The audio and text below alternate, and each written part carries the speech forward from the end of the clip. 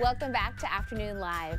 From easing a sore throat to helping with sleep, every culture across the world has traditions of healing with plants. And our next guest created a guide for anyone interested in foraging and making their own remedies. We welcome herbalist and author of Medicinal Plants of the Pacific Northwest, Natalie Hammerquist. Welcome. Thanks for stopping by. Thank you. And you have been foraging just in our neighborhood today.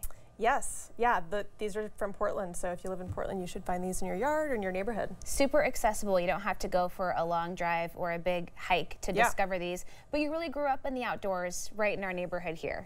I did. My parents are actually from Oregon. I grew up in the Seattle area, and I actually lived in Portland for a while after college.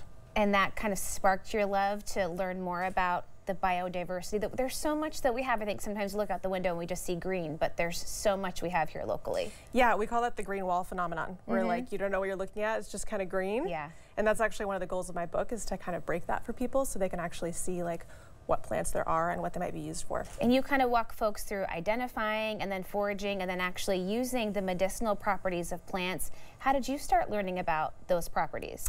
I actually had some chronic illnesses in college, and a friend of mine got me into herbs and like kind of changed my life, like herbs and nutrition. Yeah. And I was like, what is this? I need to know everything about this. And so I kind of like obsessively researched and took classes, and I actually studied herbalism with a teacher here in Portland.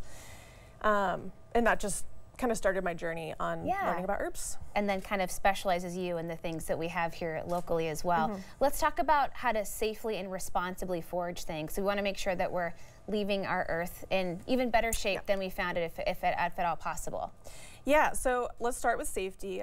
There are definitely like some toxic or poisonous lookalikes for certain plants. Like for example, Douglas fir, you don't want to harvest Pacific yew, which looks a little bit similar. Okay. So I like to look in Douglas fir, and this is something I go over in the book as well, but Douglas fir has a brown stem, and Pacific yew will often have a green stem in the center. And there's a bunch of other things too, like you want to look for the cones in Douglas fir. Pacific yew actually has berries. They look like huckleberries. Oh, okay. It's really strange. So just things like that. You want to avoid poison hemlock. And again, that's also in my book. There's pictures of it on how to identify it. And then the ethics part of it is really interesting. Something in my book that I do is I just really picked plants that are really abundant. And for beginner foragers who really want to make sure that they're not making a big impact, which should be everybody, is to go out and harvest things that are really abundant. And so actually all the plants that we're going to talk about today are super abundant, and you don't really have to worry much. Okay. Something else you can do too is focus on invasive species. Or like non-native species. Sure. We've got plenty of those too, right? Yeah. In fact, like plantain and dandelion are usually just in people's lawns. Yeah. We've got plenty of that to go around, and there are some medicinal qualities to all of these things. So let's jump in and start talking about some things that we can use in all these different plants. Where should we start here? I would love to start with this one, actually, which is so interesting. We were kind of smelling. You can smell it. Actually smells like rotting fish. It's a smell. It's such a beautiful flower, and it has a distinct odor, I would say. Which flies do love. Humans may not love it, but flies love it, and that's how it gets pollinated, flies and beetles. This is one-seed hawthorn, which some people may know as English hawthorn. Okay. It's a non-native species. We do have a native hawthorn, which I also include in the book, called black hawthorn. Oh, okay. So people are looking for a hawthorn to put in their yards. That would be a great option. Nice. But this might already be in their yards. I was driving here and there's lots. So this is actually a cardiovascular medicine, and it's one of the most researched plants in the world. So for example, China has done a bunch of research on it. A bunch of European countries like Eastern Europe does a lot of medicinal plant research, and a lot on like lowering your cholesterol, and on atherosclerosis in general.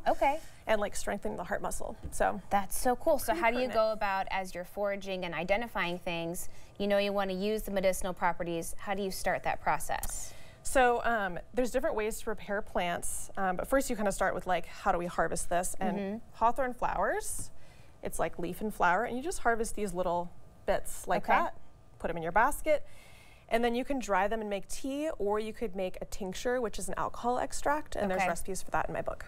So you have to soak it in alcohol for quite a good amount of time. About a month. A lot of these, about a month. Okay, so you have to be prepared. Yes. This isn't a 24-hour remedy that we're talking about here. Exactly. Yeah, you want to have like your jars ready at home and your alcohol, and you want to have like a nice shelf. Yeah, and your book is a great kind of beginner or intermediate kind of walking folks through all of those steps. Yes. What other examples do you have here for us? So here we have Douglas fir, which probably sounds familiar to a lot of us. Like I said, we talked about the cones earlier, very distinctive cones, but I picked this plant to talk about right now because folks can actually harvest the little tips right now.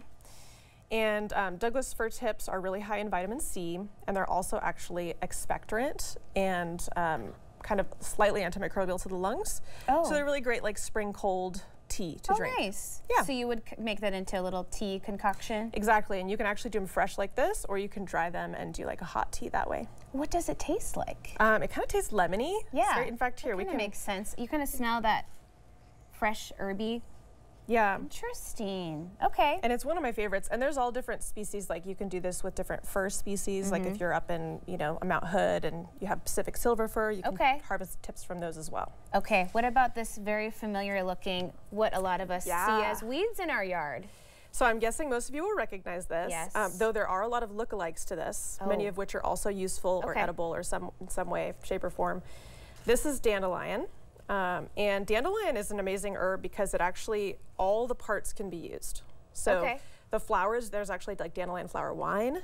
People use the leaves, they're edible. After it's flowered, they're not very tasty, so better earlier in the season. And then the roots are actually, you can make like a coffee substitute with the roots by roasting them. Interesting. And that recipe's in the book, if folks are interested, and you can literally just dig it out of your yard. What is it? What does that taste like? So it tastes a little bit bitter like coffee does. It's not quite as aromatic, but it is also roasty because you've roasted it in your oven. Interesting. Okay. Yeah, it's pretty good. Like Dandy Blend is like a brand of that you can buy at the store, but you can make it yourself. Top to bottom, lots to use there. Lots to use. Okay, what about this guy in the front? So this is one of my favorite medicinal herbs. It's also very common. This is narrow-leaf plantain. Some of you may also have broadleaf plantain in your yards and lawns and stuff. It's got big parallel veins, so it's pretty easy to ID. And this is a really great topical for rashes and burns and kind of just first aid situations in general. How would you use that? So you can make an oil. So dry the leaves and then put it in a crock pot with olive oil and make an herbal infused oil. Nice. And we've got time to talk about this last example right here. So this is Western red cedar. And it may look familiar. There's a lot of like arborvitae and stuff that look really similar to this. Western red cedar is a really good antifungal. So again, you can make an oil out of it, which can be used topically for fungus and such. But it's also like strangely good for psoriasis and some other stuff like that. Gosh, that's a pesky one that people really struggle with. That's really exciting to hear. Yeah, and that's actually a good opportunity to talk about, like, just because somebody says like, oh, it's good for psoriasis, I think people get really excited and they're like, oh, it's going to cure my psoriasis. It'll work for some people and not for others. Sure. So and if it helps you a little bit, it's worth trying. Exactly. Part of the whole thing is kind of figuring out what works for you. Sure. This was so fun. Thank you so much for educating us about all the plants just in our neighborhood here. You're so welcome. Great chatting with you. Natalie has a book event tonight at 7 at Powell's on West Burnside. The book again is Medicinal Plants of the Pacific Northwest. We'll have more information for you on our website at katu.com. We'll be right back with more Afternoon Live right after this.